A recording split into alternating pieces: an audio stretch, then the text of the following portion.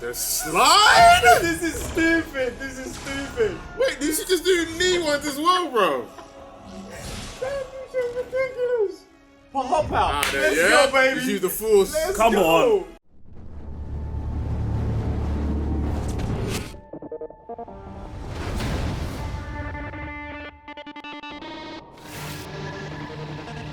We are live, guys. I'm J1 Fellow the Cyber Nerds. Revenue GS. Mr. Blitz Tech. And welcome to The Mandalorian Season 3, Chapter 24, Episode 8. Finale. Discussion. Talk. Yeah, man, it's been a long season. If you, man, haven't already subscribed to the channel, like, do that now. Hit the thumbs up and press the notification bell so you get notified every time we're dropping a banger. What do you, man, think about the finale? What are you guys saying? Man, hell of a finale for a hell of a season. Rick Famuyiwa, fam. Let me give you your flowers, because Jesus Christ. 40 minutes of just shelling. Do you know what I'm saying? And I'm just, it's that whole thing about just loving Star Wars, man. Just being here every week, just fully appreciating like the story, the characters. And even speaking of characters, like everybody got to shine today. Like the way everything was broken down, the scenes, everybody got to shine. Bro, it's beautiful. Like even like the fights trying to take Gideon, everybody rotated until everybody came through. Bro, this episode was a madness, man. Loved it. What are you saying, Sam? Yeah, super legit episode. Good wrap up for season 3. Just the action, superb. Just the wrap up of the episode itself, super sick. The shots, it feels like it was movie quality, all wrapped in 43 minutes. Obviously, they've had the whole episode to have no writing story, but everything here, like, just super nice, man. Just seeing more of, like, the fight choreography that I've not really seen anywhere else in The Mandalorian. Super Anywhere nice, else yeah. in Star Wars, That's what I'm saying. period. Super nice here. Like, the first time I've seen, like, a jetpack battle in Bro, Star Wars. bro. Super legit here.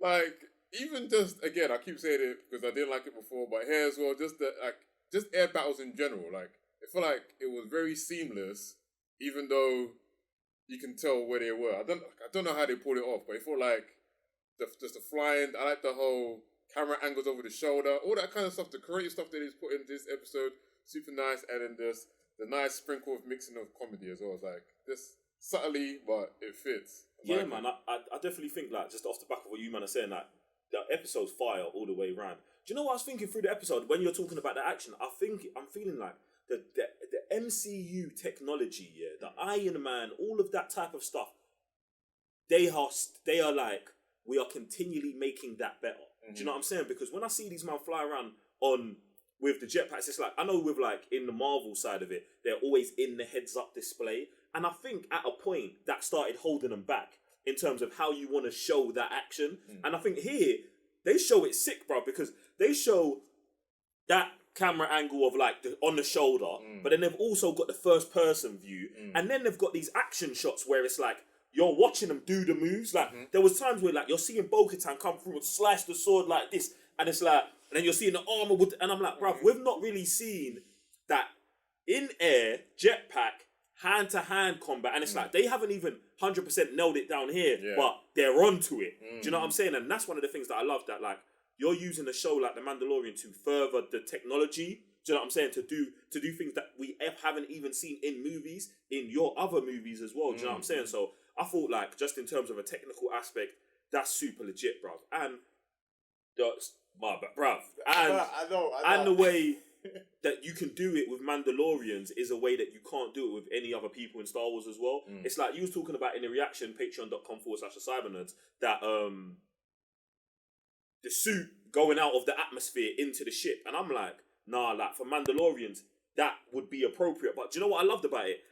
There's a time where they show the Mandalorian unit flying with the jetpacks, followed by ships, followed by the capital ship. And it's like, these man can have combat in a way that no other people can have combat. And I love that they show it here. Do you know what I'm saying? It's like, even the part where the ship's going down, and it's like, in 99% of situations, the captain's dead. But if the captain's a Mandalorian, it's not even an issue. It's not even an issue. You're going down with the ship. I am the ship. That is it, bro. That is it. And I love that in this series, like, they can just show the nuances of, like, these lot are just better. They're just better, bro. They're just better, man. I love it, bro. Yeah, man. The reason why I was saying I'm surprised, it was more of the jetpack lasting, because there was the episode where they're baptizing Vizsla's son and they go after him. There's at some point they run out of fuel in it. That's why I was like, I'm surprised you actually made it outside the atmosphere. It was more of that case. That might have just been situational, you know, when you think about it, because like their man were there just there chilling, their thing might be on half gas. True. Do you know what I'm saying? Yeah, but these men are going out for an ops. Yo, hey, fill up your tanks. Yeah, there you go. We're doing the most today. Fill them up. Don't get caught slipping with half a gas tank in a jet. You know what I'm saying? You don't want to be that. My man ran out of gas, got shot out the sky. You don't want to be that guy. So this ain't like, do you know what I'm saying? Everyone's on 100 today for sure. Get me? And then speaking of the fightings bits, like we were saying on the reaction, like, bro, they managed to bring that speed and ferocity that we've only seen in Man of Steel. And it fits in so well, again, because it's the Mandalorians, it's the Beskar, like everything to it. So it adds more element to it. And it goes to prove that what we've been saying all this time. This is why they want to take out the Mandalorians, because these men are strong, like they're strong as individual and they're strong even together. Like, and even they said today when Gideon was like, yo, remove all the trinkets from the Mandalorians, you men are done. And Thing was like, no, Mandalorians are better when we're together. This is why everybody wants to get rid of them, bruv. Like, this is why only the Jedi, Force users, could beef these men. Do you know what I'm saying? And it's just, oh man, it's just so mind-blowing how they finished this. And we just had a sick fighting battle. It wasn't, and I really appreciate it wasn't just stormtroopers, it was actually troopers with your equipment. There's no way it could be stormtroopers, right? And that's the only way we can elevate the team. That's the levels of it, bro. Because, bro, if you put 1 million stormtroopers in this base, bro, they're just getting clapped. It's a shooting gallery. It's a shooting gallery. It's like, yo, what we doing, like, bro? You man are wearing plastic, bro. Like, you man are wearing plastic. So I love that it takes Gideon, and you know what? One thing Star Wars does as well when it comes to the villains, bro. Star Wars always has sick lower level villains, bro, and what, like, the commanders of ships or the commanders of a project, these man, they're always finished. They're always fully tapped, bro. Bro, you need it. Yeah. You actually need it, bro. Think about it. The man them who sit at the table and talk to Darth Vader have got to be, they're either got to be finished mentally or they're getting force choked. Yeah. There's no balance here. Like, Vader's rooting out all weakness. So someone like Gideon being like, yo, I'm doing my own clones. I'm wiping out the strongest. Like, they charged Gideon with wiping out the strongest race in the universe, bro. You know he's got to be do you know what I'm saying? So when he's got 200 clones in the back, he's got his own a suit that he probably thinks, with this I could take out Vader. Do you know what I'm saying? Like, it all makes sense, bruv. And I just love it, bruv. They went so hard with him. And I love the fact that Din doesn't beat him. Bo-Katan loses to man again. The Darksaber gets destroyed. Do you know what I'm saying? Like, see how they show respect 100% to the guy, bro. Like, everybody had their rotation. The levels are so important, and I think it's one of the things that in other shows or movies, losing the power level. As soon as you lose the power level, the show goes out the window. Yeah. So Gideon here with that suit being unbeatable. I love it. I love it. And I even feel like the death, I'm not 100% sold on it. No, I'm not sold on it. No, I'm not 100% sold on it. Because I'm not 100% sold on it. The reason why I don't believe he's dead, because you can hear the enhancements in his suit. Like, it's made out of Beskar. And you can still hear it. With the soldier in there. Bro, so, yeah, he might be burned or whatever, but I don't believe that guy is dead, bro. Bro, because look how many times this today got flamethrown. Bro, he was fine. He was still moving. So, if his suit is enhanced further than their suit, bro, I believe he's still alive. To be honest, it's one of those ones where it's like, I don't even need the answer. Like, if they're like, oh, no, he's definitely dead. Or if they're like, no, he's definitely alive. It doesn't really matter because of what you were saying in terms of how they've wrapped up the series. Where it's like, bruv, if I never see Gideon again, I'm cool. Like, if Gideon climbs out of that hole and's like, yo, nah, man, All right, you man got me, and just goes off. Cool. If he comes back on vengeance, cool. Do you know what I'm saying? Like it's just they put us in a situation where everything's just man. Like everything's settled, everything's calm. There's position for new growth. Like we're just gonna see what happens. So it's such a legit episode, fam. Such a legit episode. Man,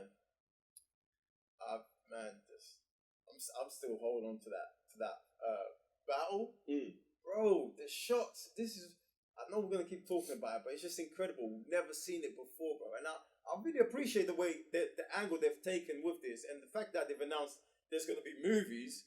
Lord have mercy, bro. What are you man gonna do in the movies? Like you're gonna have to succeed like everything that you've done with this TV show. It's just got to be consistent. Yeah, it's just got to be consistent. Because when I watch this, it reminds me of Rogue One so much because it's so real and it's so gritty. And I'm like, is this better than Rogue One? I wouldn't say it is.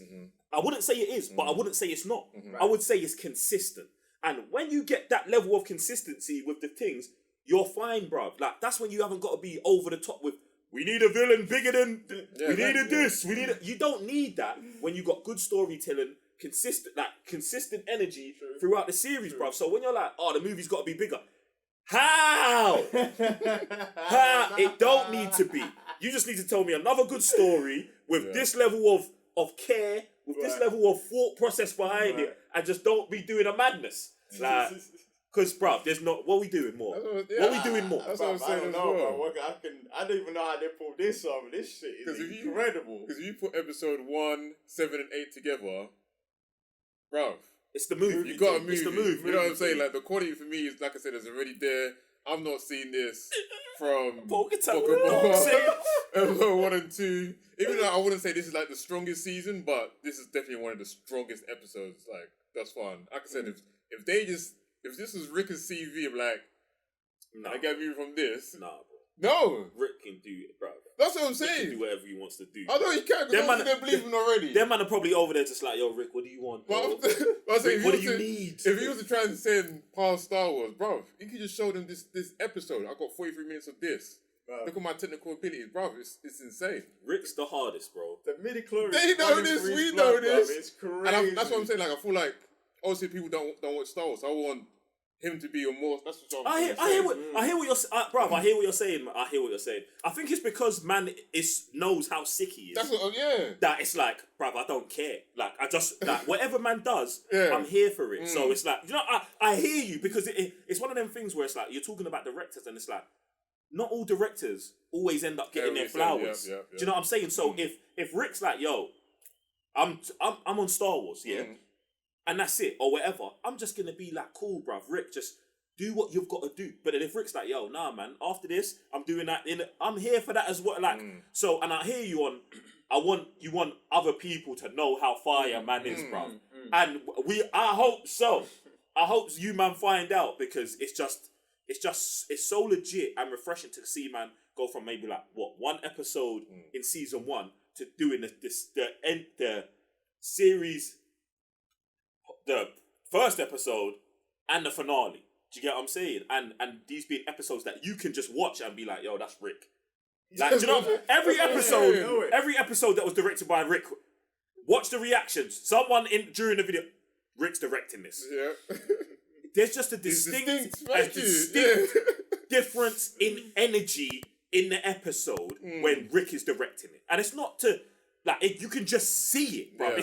It's like it's like with Quentin Tarantino, it's one of those ones where it's like easily you can point it out. There's other directors as well that you can be like, yo, this is their work. But I feel like Rick with us is getting to the point where it's like, bruv, show us anything and we can tell you if Rick did it or not, bruv. It's crazy, man. And I love it, bruv.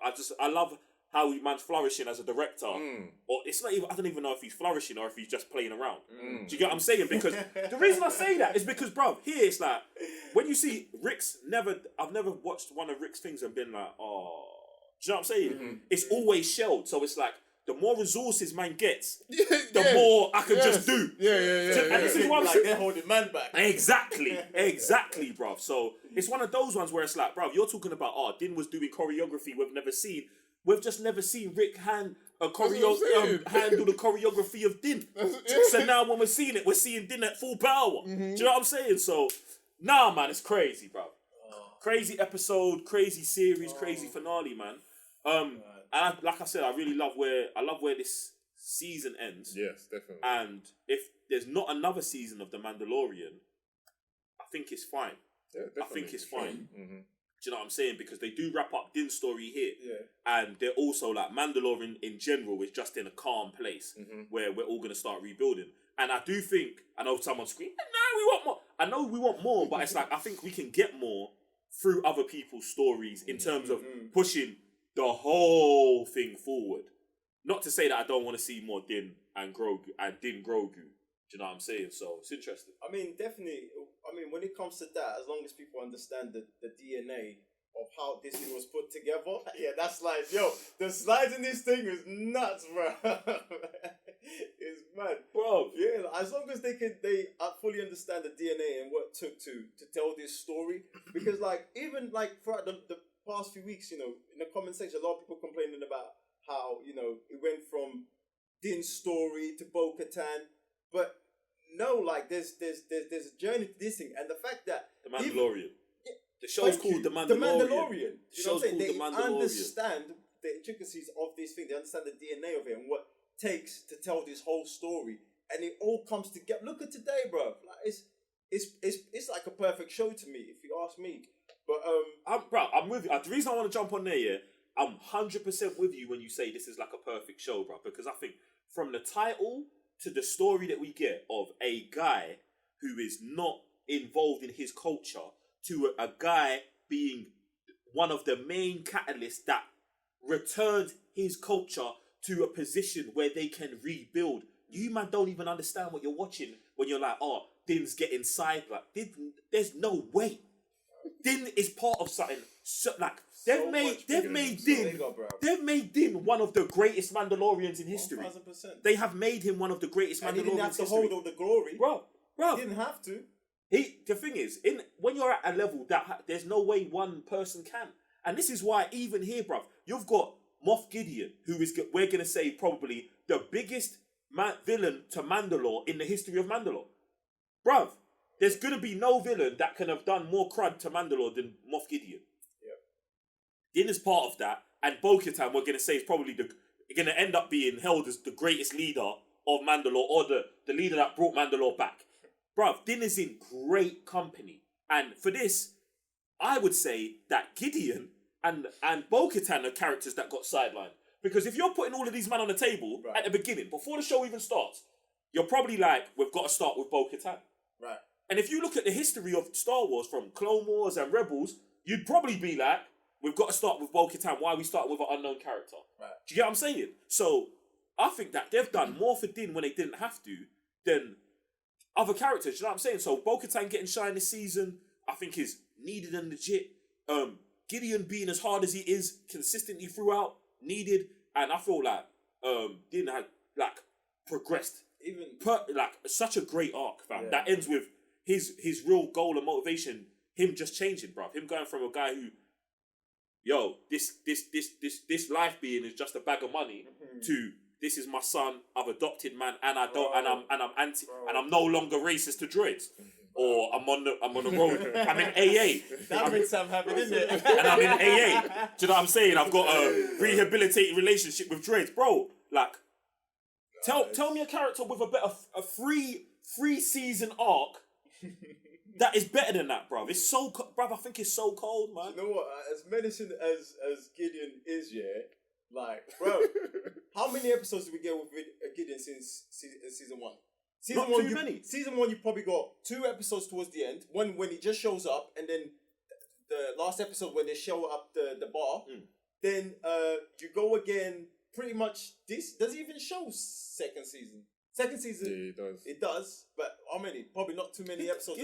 Gideon don't do bare screen time. He doesn't. He don't need to. But it feels like he's been here the whole time. Because he has. Because you know what I'm saying? That's how the repercussions of what Gideon. And this is why, bro. We was talking about before about when you was like, "Yo, Gideon." I was like, "There's no way, bro."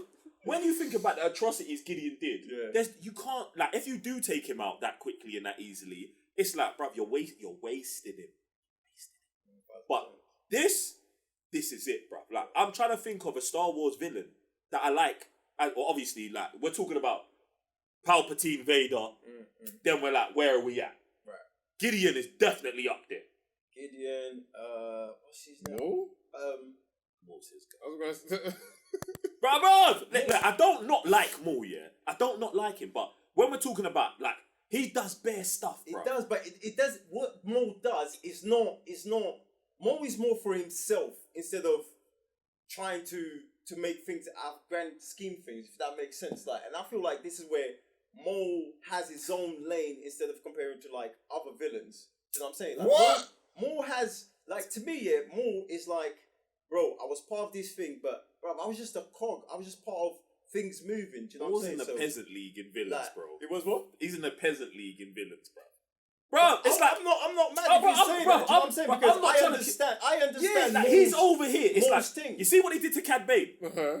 That's like kind of like Maul's Cad Bane. Cad Maul's Bane. in that category, but maybe higher up.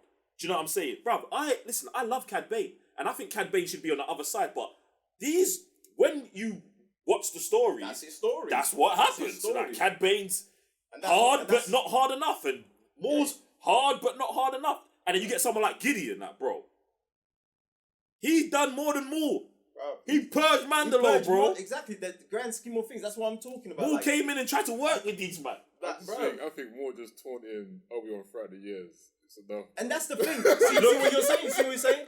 He's a Obi-Wan. troll. Maul's a Obi-Wan. troll. Obi-Wan. That's what it is, Maul's a good troll. He's like Bro, that annoying pebble he's in a your good shoes troll. And this- for And this is Obi-Wan. and this is why it's like I don't like when you're talking about the villains. I'm not putting him up there, bro. Do you know, bro? I want to put someone like Dooku above Maul. I was going to say 100%. Luke, yeah. Do you know what I'm saying? 100%. So, bro, there's so many levels to the thing, and it's just like Gideon. Where we're putting Gideon and Dooku.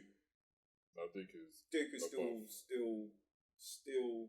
Ooh, For me, that's it's actually. above. Ooh, wait. I'm not co-signing that. Hold on. Let me think. Wait. I don't know. Ooh, but it did extinct. It, The guys who the little flying ant things. The blue guys? No, they're not blue. They're brown. Flying things. Episode 3. Episode 3. Oh, what they called? They're the ones who built the machinery for Death Star. Little clank. Someone in the comment section below help me out with this, bro. You know what I'm talking. He extincted them, man. Them man are gone. it's not for me. It's not just about extincting a man. Listen, I'm not saying that Gideon's better than thing, but I'm like, if we're talking about levels, do you know what I'm saying? But this is why I mentioned it because he's got Mandalorians and things got these. This species. is even Tarkin. Right. Tarkin. And they were still running the same syndicate as well. Similar to out there as well. Tarkin, yeah. Comes out here, sees a planet. That one. And this is what I'm saying. Even you see Krennic, man like Krennic. I'll put Krennic where kind of Maul and them man are. Right. Where it's like, I you agree. tried, but I agree. see, bro, we agree. need a chart I or a agree. board I agree. or I something. agree. We do, bro, because we was doing the same thing when we was talking about Luke and them man and Ahsoka, Right. and we was putting them into the power. We might have to just do like a chart and be like who we think's where, man. But yeah, man, bruv. Oh. Gideon's just so satisfying to watch, He bro. is, man. And to see him not lose, I love that as well. Like, do you know what I'm saying? And Respect. yes, Respect That is your actually the word. characters. That's the Respect word. your characters, bro. that's the word, because Bo-Katan being I don't know how to even say it. I don't want to say she's the protagonist of the season or the big winner of the season or the lead of the season. But just because she is whatever that doesn't mean that she can beat the villain. Right. And even though that Din is the guy of the show, it doesn't mean that he can beat the villain. But that doesn't mean that they can't beat the villain. Do you know? And I think that just having that is so refreshing to watch. You know what I'm saying, bro? It reminds me a lot of Infinity War, bro, where it's like, yo, in this Thanos, in that the heroes lost and the villain won. But here it's like the villain didn't lose, but didn't win. And the heroes achieved what they wanted to achieve. But it almost doesn't feel like a massive celebration for them because they've still got so much work to do in terms of where they're going forward as well. Do you know what I'm saying? So I feel like it's just a good balance of goodness, bro. You get me? It's the reaping of the things, man. Woo, man! I can't wait. I can't wait to see where they're taking the Mandalorians next, man. Because it's just they just pretty much when we're talking about accomplishments throughout the 3 seasons, this is just for the rebirth of them, man. We went for all of this for the rebirth of Mandalore. Where are we gonna go from here? Oh my days! I think we're gonna find out in Ahsoka, and I'm really hoping in whatever Sabine's doing in Ahsoka ties into like later. Touch Sabine, yeah, a little bit down the line of what's happening here, like maybe a year, maybe not. Do you know what I'm saying? Just to be like, oh yeah, I'm hearing stuff's happening on Mandalore, or maybe we're a quick visit or something like that. Get me? What are we rating this season, man? This is the way. All the way, 5 stars from me, bruv. Best Star Wars show I've ever seen, bro. This is it for me. This is stuff that I've never seen before. Story, they understood everything they wanted to do. They respect the characters. Like, just it's the journey of it. Like, one guy just seeing that something is not right, which was Din going off, just doing a job, seeing that, yo, what are you guys doing to this you, going back, and that snowballs into a whole species of people coming back. Bro, like, he didn't even wake up and say, yo, let me go find my people, bro. He, by accident, he stumbled, and look where we are today. Look, like, bro, we've managed to put, 3 different types of Mandalorians together? Nah, bro, this show is ridiculously good, man. I'm stuck between a 3.5 and a 4 for the season. For the season. Bring us back, Sam. Bring us back, Sam. Bring us back. Because it has very, very strong episodes. But on the other side of that, it has very, very weak Mandalorian episodes at the same time. Like, I feel like 1 and 2 are a bit more consistent than this season. But then when you, bro, like I said, there's episodes in here that you just forget. It's to say somewhat filler episodes. Do you know, like, the only one I can think of is the one with the spy on the planet. There's that one. There's the one with Jack and Jack. That's the only one I can think of. I know. There's the other one, the spy on the planet.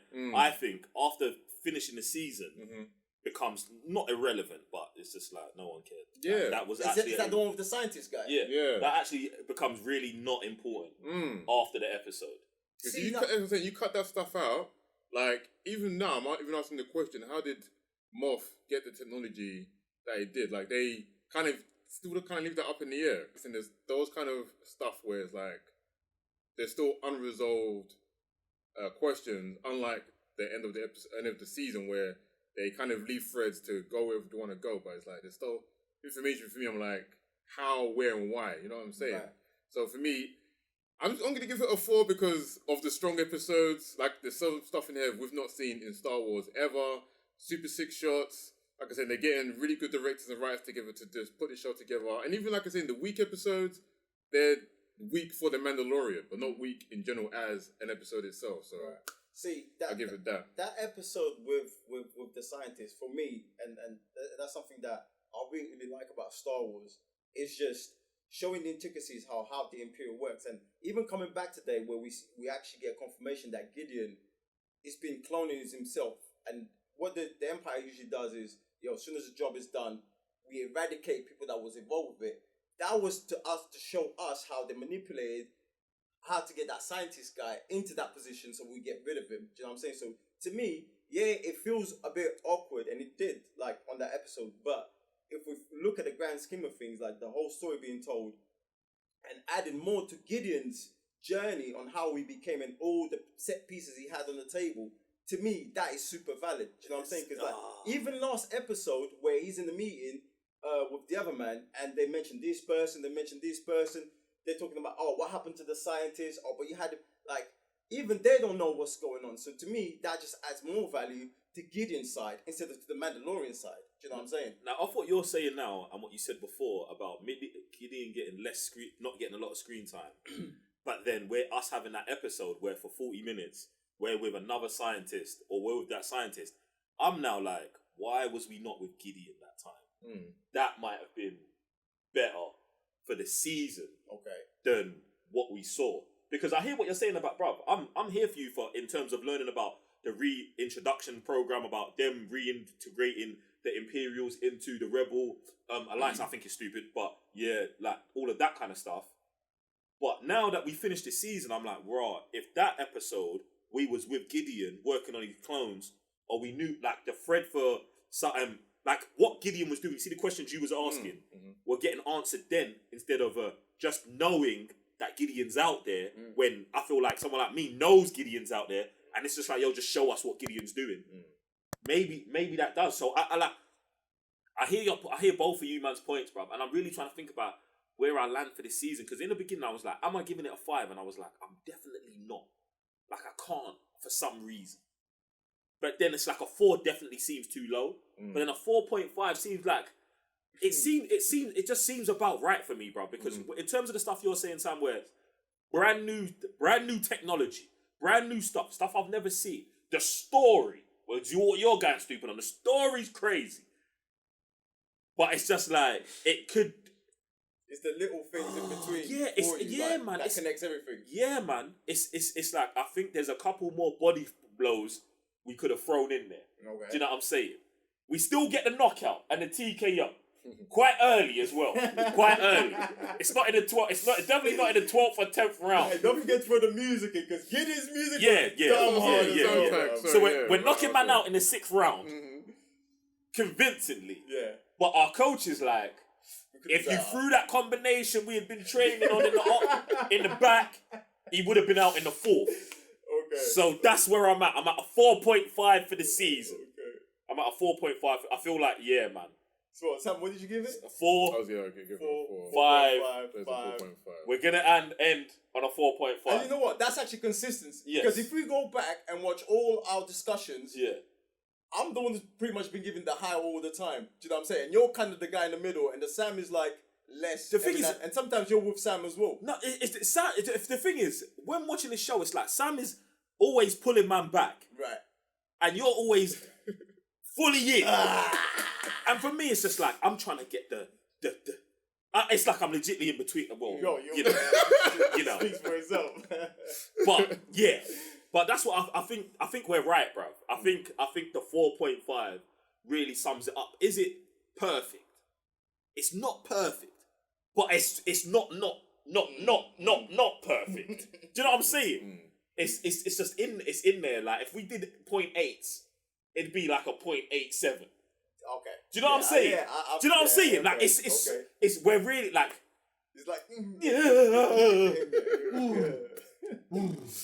Ladies and gentlemen, jump in the comment section below and let us know where your is for this season. Let us know what you're thinking. Where do you think we should go in season 4? Do we need more Din? Do we need less other Mandalorians? Are you ready for Ahsoka? What are you expecting for that series? There's so many questions.